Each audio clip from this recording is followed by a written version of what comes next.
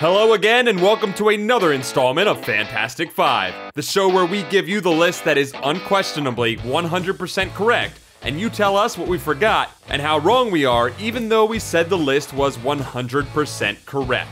This week, we're looking at 5 of the best comics based on video games. In a previous video, we told you about 5 video games that deserved comics, but this week, it's all about some of the very best video games that have made the leap from consoles to comic pages.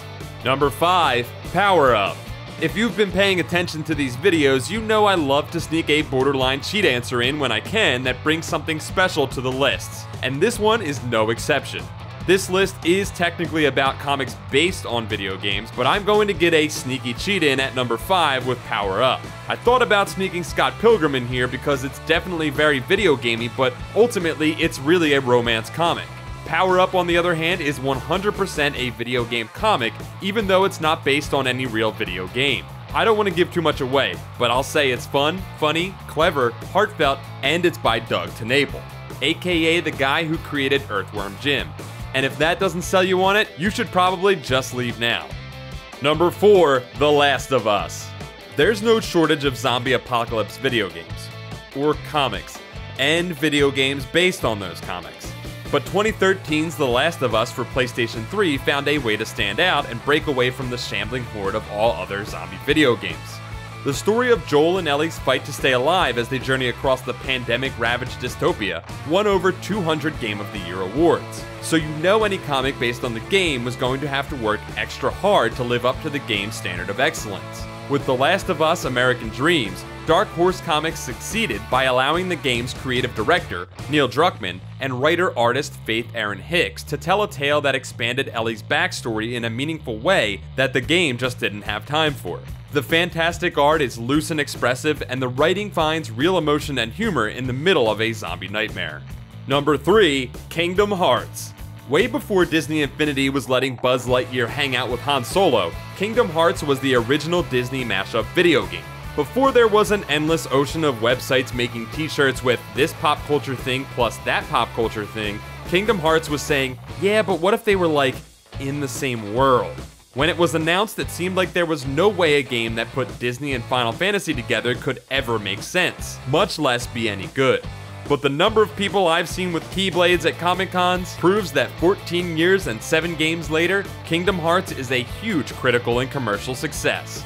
The unenviable task of adapting the games to manga form was conquered by Shiro Amano, who not only had to make sense of the story, but also accurately recreate the big eyes, big hair, and crazy outfits of the multitude of Disney and FF styles. Number 2, The Legend of Zelda. There have been a number of comic adaptations of the Legend of Zelda series, and as far as I'm concerned, they're all pretty good. Well, maybe some more than others.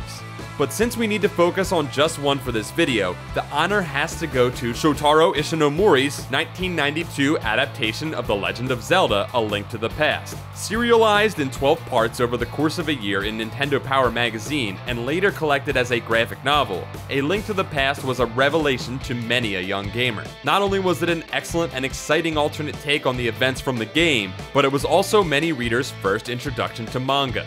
It also doesn't hurt that it was by a manga luminary like Ishinomori, who was famous for creating Cyborg 009, Kamen Rider, and the first Super Sentai series.